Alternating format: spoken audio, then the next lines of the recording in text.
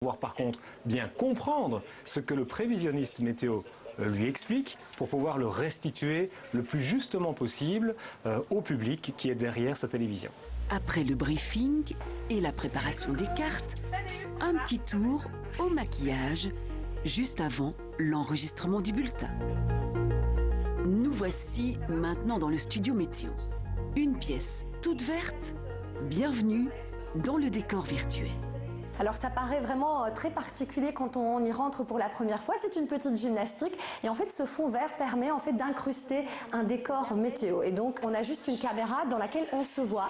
Pour se repérer dans l'espace et pouvoir montrer des informations sur la carte, on utilisera les écrans de contrôle.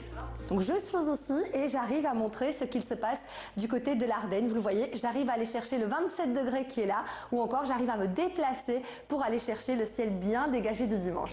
Se déplacer sur le fond vert demande un peu d'entraînement, tout comme retenir la météo du jour par cœur.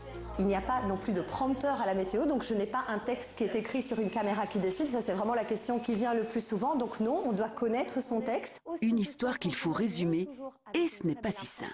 Et il faut dire un maximum de choses en un minimum de temps. Et c'est la raison pour laquelle ce bulletin météo est un exercice finalement journalistique assez complexe. Pas question non plus de mettre n'importe quoi comme vêtements. Tout ne passe pas forcément bien à la télé. Là, j'ai choisi un petit imprimé, mais habituellement, c'est vrai que les imprimés ne sont pas souhaités ici dans ce fond vert. Lorsqu'on a des grandes fleurs, par exemple, ou alors des carrés, là, c'est complètement à éviter. Et puis surtout, regardez, la couleur verte qui est derrière moi, ça, c'est une couleur qu'il faut absolument éviter parce que du coup, on devient transparent, tout simplement. Chaque bulletin sera scénarisé, avec des cartes bien spécifiques et des analyses ciblées.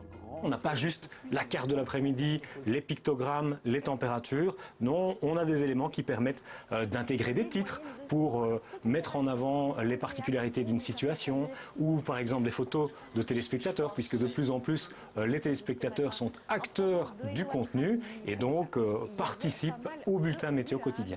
À l'heure des smartphones, on peut toutefois se demander si le présentateur est encore utile.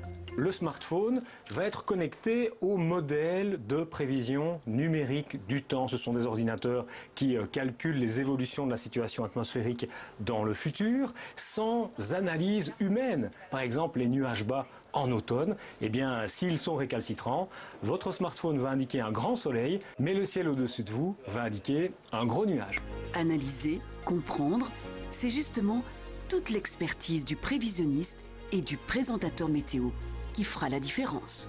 On s'invite chez le téléspectateur, on est avec eux, on les prend par la main, on leur dit finalement comment ils doivent habiller leurs enfants, comment ils doivent s'habiller le matin. Donc oui, c'est un programme fédérateur. On a cette chance finalement de côtoyer nos téléspectateurs à des horaires phares, à 13h, juste avant le journal télévisé, juste après.